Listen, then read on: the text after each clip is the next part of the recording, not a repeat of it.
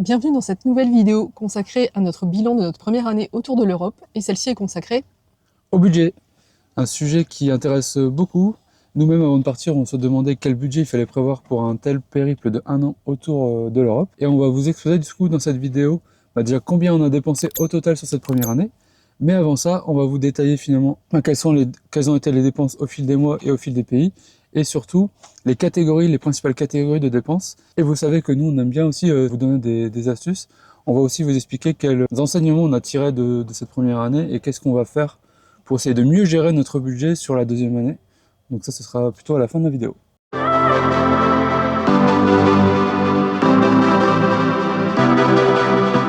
Alors, on va commencer par la répartition des dépenses au fil des mois. Donc, on va pas tout vous lister là parce que ce serait un peu long, il y a quand même 12 mois, etc. Alors, notre budget, c'est 1 000 € par mois et par personne, et non pas par être vivant. Ouais. Ce qui fait un total de 2 000 €. Même si on aura dû prévoir peut-être Ouais. un petit budget pour les chats, parce qu'on a, d'ailleurs, ça on en reparlera, on a sous-estimé le budget chat. Donc voilà, budget global de 2 000 € par mois. Et vous allez voir du coup à l'écran que en fait on a à peu près respecté ce budget. Certains mois en dessous, d'autres au-dessus, soit par rapport au niveau de vie des pays, notamment je pense à la Suisse, soit par rapport à des galères qu'on a eues, qui ont fait que les dépenses, des imprévus en fait. Voilà, notamment en Italie et en Grèce, là où on pensait dépenser moins, au final on a dépensé plus. Mais par exemple, pour le mois de février, en Grèce, il y a eu 500 € d'imprévus entre Ouais. le titrage anti-rabique des chats et les plaquettes de frein à changer. Certains mois sont pas forcément représentatifs du coût de la vie dans les différents pays, mais c'est un très bon exemple. La Grèce, si on n'avait pas eu ces imprévus, on serait plutôt dans les 1500 €. Donc, parce que la Grèce, c'est pas un pays très cher et surtout, on n'a pas besoin de payer des airs, des campings. Point important, la moyenne finalement, si on regarde, ça permet d'avoir une tendance. Si on regarde la moyenne de nos dépenses, si on liste la somme sur Sur 12 les 12 mois, mois, elle est de 2049 € par mois. 2049. Donc on voit finalement que par rapport à notre budget, on est pas trop mal. Mm. Bon, c'est sûr que ça aurait été mieux si on était un peu en dessous, mais voilà, on s'y est plutôt bien tenu. Deuxième point concernant la répartition des dépenses. Alors, avant de vous donner la répartition, vous allez voir, on a fait des jolis graphiques. Faut savoir que alors, on note en fait dans un petit outil que j'ai fait sur un Google Sheet toutes les dépenses et les catégories, mais c'est pas non plus très strict. Ça permet d'avoir un ordre d'idée. Ouais. Donc on va les faire de la plus petite. De la plus petite. Ouais, on va commencer par là où on a le moins dépensé et on va terminer par la plus grosse catégorie. Et moi, en préparant cette vidéo, j'ai été surpris puisque je pensais que la plus grosse catégorie allait être notre plus gros poste de dépense allait être l'essence et ça l'est pas. Vous allez voir. Donc on commence la première catégorie. Alors, je prends mon anti-sèche.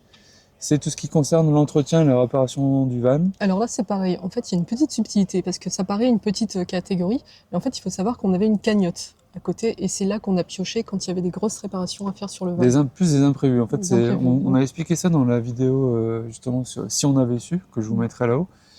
Quand c'est de l'entretien classique, on le mettait dans ces dépenses-là. Quand c'est vraiment un imprévu, un pépin, etc., en fait, on l'a pris dans notre cagnotte. Donc là, c'est un peu aussi biaisé, mais ça vous donnera une idée. Donc là, cette première catégorie de postes de dépenses, on est à 265 €, donc soit 1,1% de notre budget sur la première année. Donc c'est pas grand-chose, sachant qu'en fait, on a quasiment rien eu au début. C'est vraiment à la fin, on a eu principalement les plaquettes, racheter un peu d'huile, ce genre de trucs. La deuxième catégorie, donc, ce sont les chats. Les chats, au total, ce sont 750 € sur 12 mois. Et ça, pareil, ce tarif m'a un peu surpris. Je pense qu'ils mangent toujours autant que quand on était sédentaire. Mais j'avais peut-être minimisé le coût des croquettes et autres litières. Et encore, c'est largement sous... Enfin, le chiffre, il est totalement biaisé, puisque la plupart du temps, on achète les croquettes quand on fait des courses. Et du coup, c'est plutôt dans dans la le budget catégorie de course. Donc, je pense qu'on est au moins au double, voire plus, sans aucun souci, parce que ouais, ils ont des bons estomacs, les loulous. Troisième catégorie, là, c'est tout ce qui va concerner les transports, donc les péages. Même si nous, on a fait le choix de prendre très peu les péages. C'est vraiment quand on le fait, c'est qu'on n'a pas trop le choix.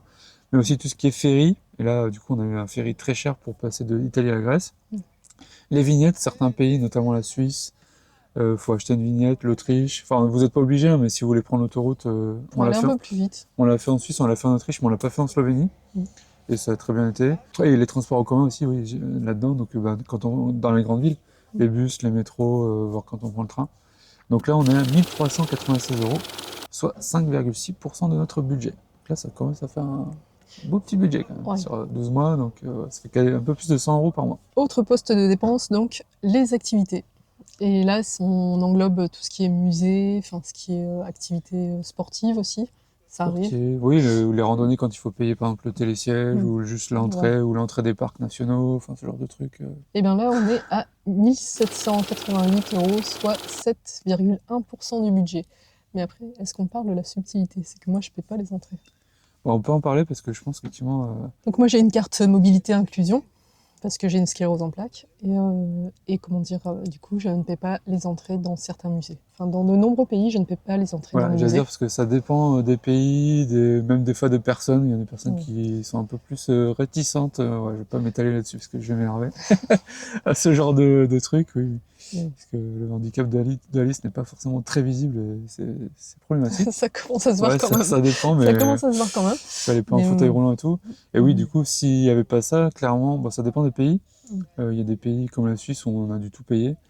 Mais il y a des pays où on paye, comme la Grèce, où on paye quasiment rien. L'Italie, on paye rien, ouais. l'Espagne non plus, la France non plus. Bonjour Punky, abonnez-vous. Donc voilà, il faut savoir que nous, c'est notre cas particulier. Si vous n'avez pas ce genre de réduction, ça peut vite, je pense que ça monterait beaucoup plus. Peut-être pas le double non plus, mais significativement plus élevé. Autre catégorie de dépenses assez importante. D'ailleurs, elle est juste avant la catégorie activité, puisqu'on est légèrement inférieur, on est à 1746 €, soit 7% de notre budget annuel. C'est ce qu'on a appelé les divers. C'est un peu le fourre-tout. Mais en fait, là-dedans, il faut savoir qu'il y a pas mal tout ce qui est lessive. Quand on achète des accessoires pour le van, quand on doit faire des bricolages, des outils, de la visserie, enfin ce genre de trucs. Également, tout ce qui était... Alors, avant qu'on ait Starlink, c'était toutes les cartes SIM qu'on achetait dans les différents pays pour avoir des abonnements en données illimitées. Et maintenant, depuis qu'on a Starlink, depuis le mois de novembre, Starlink, 72 € par mois quand même. Donc c'est quand même un beau poste de dépense. Juste avant le podium des plus grosses dépenses, là, on tombe sur les campings, Airbnb et tout ça.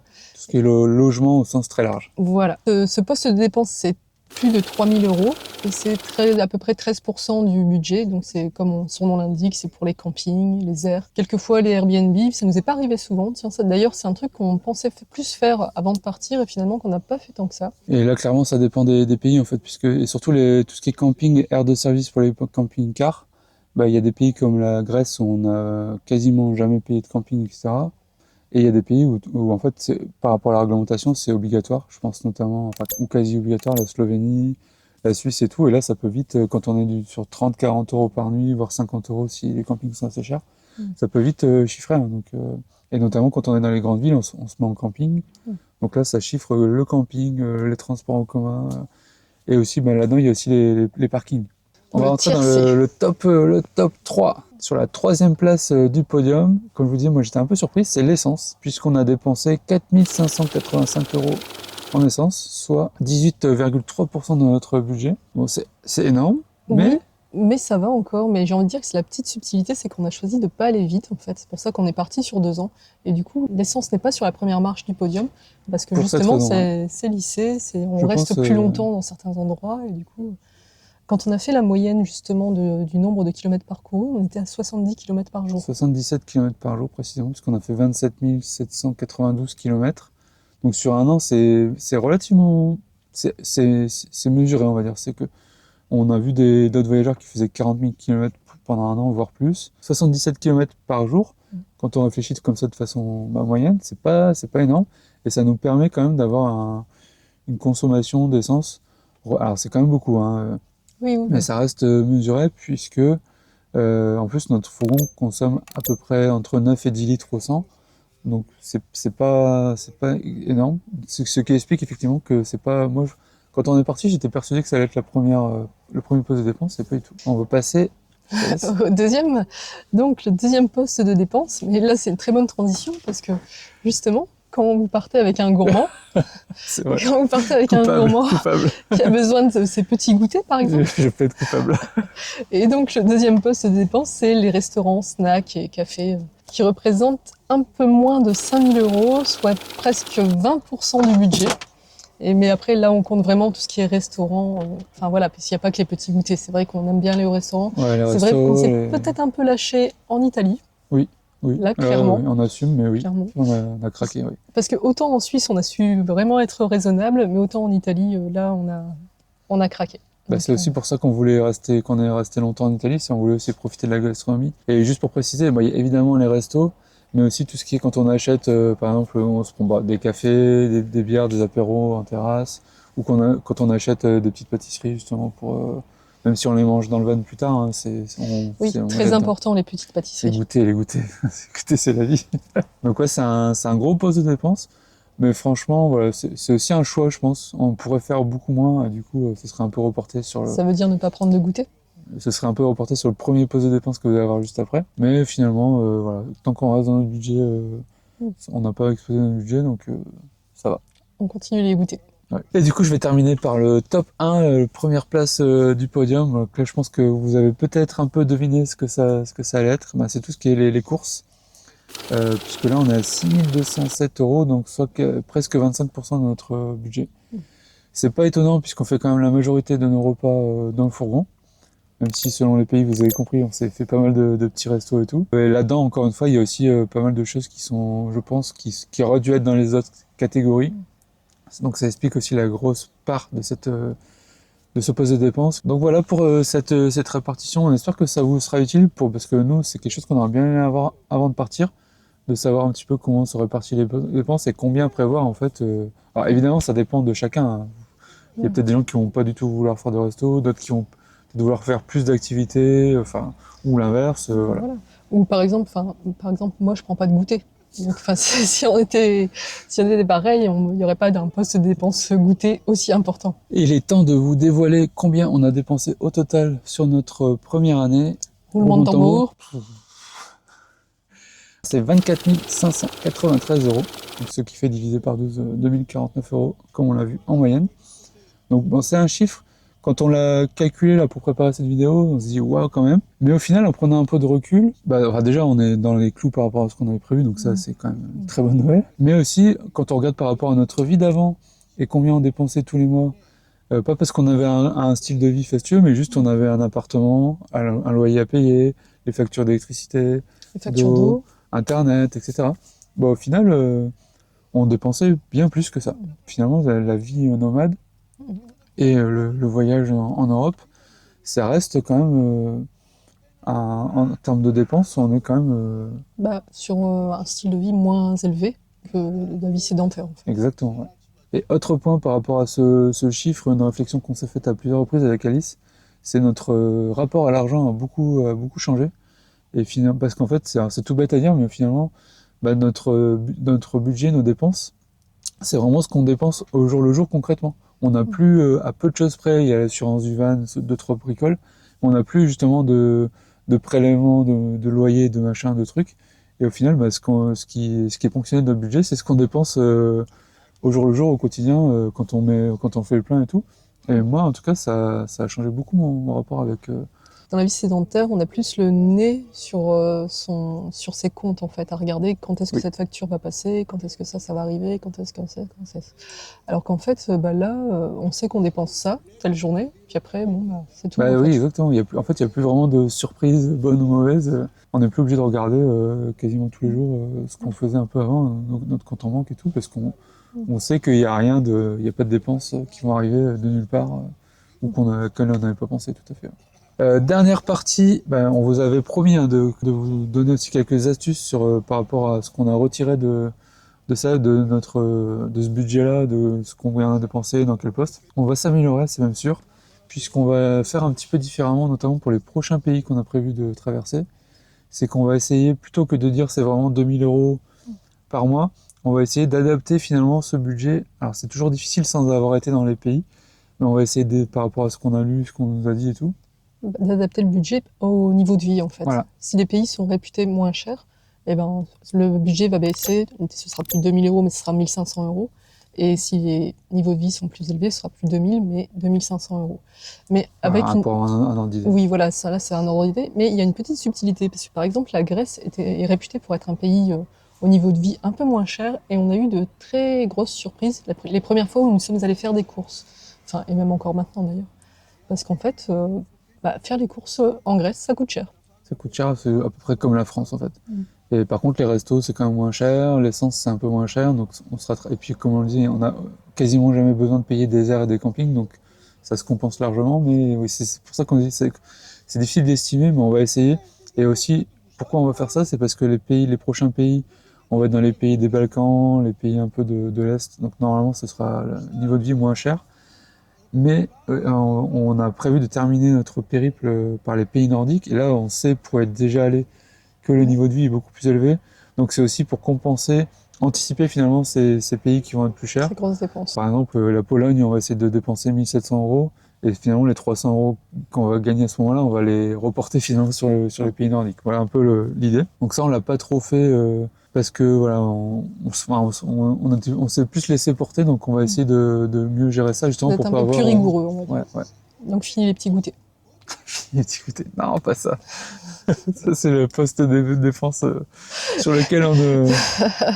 Et vous, dites-nous en commentaire si pour vous c'est important les goûters. Ça m'intéresse de savoir. Et dites-nous en commentaire, puisqu'on arrive à la fin de cette vidéo, si dans tout ce qu'on vous a présenté, si vous avez été surpris par Alors nous, on est quand même conscient que c'est un budget quand même assez confortable. Alors c'est parce qu'on l'avait choisi, on a mis suffisamment d'argent de côté avant de partir, hein. On sait qu'il y a d'autres voyageurs qui voyagent avec beaucoup moins. On a vu des gens qui arrivent à tenir avec 1000 euros par mois, d'autres 1500. Bon, après, ça dépend encore une fois des pays, hein. Oui, et en parlant beaucoup, on s'est aperçu que notre budget coïncidait beaucoup avec celui de beaucoup de personnes. En fait. Aussi, ouais. Donc après, au final, il était plutôt dans la norme, en fait. Ça dépend de vos moyens et tout, mais en tout cas, pour nous, on considère que c'est quand même plutôt confortable. Dites-nous si vous avez été surpris de certaines dépenses que vous auriez pensé plus élevées, moins élevées, et aussi si vous avez une expérience de vie nomade en fourgon, en camping-car, si vous avez des choses à nous raconter, ça nous intéresse. Merci d'avoir regardé cette vidéo. N'hésitez pas à regarder les vidéos de notre série consacrée à notre première année autour de l'Europe. On vous mettra la playlist ici, on a fait plein de vidéos sur des sujets très, très différents, notamment sur notre itinéraire. On est revenu en live sur notre itinéraire, sur les régions un peu pépites qu'on a découvertes dans l'Europe, qui sont les régions qu'on appelait les régions sous-cotées, sur les enseignements de façon globale qui ont découlé de cette première année sur les routes d'Europe, et ainsi de suite. Et puis, comme d'habitude, abonnez-vous à la chaîne, puisqu'on a plein d'autres choses à vous faire découvrir, et peut-être que dans un an, on refera notre bilan des 2 ans, ce sera peut-être très différent, on ne sait pas. Et aussi, n'hésitez pas à mettre un petit pouce si cette vidéo vous a plu, elle vous a intéressé, que vous avez appris des choses, puisque ça nous aide beaucoup à mettre la chaîne, qui est encore petite, mais qui grandit, en visibilité. C'est d'ailleurs, si vous êtes encore là, merci d'être de plus en plus nombreux à nous suivre, ça nous fait vraiment plaisir. Et en tout cas, on est parti quand même.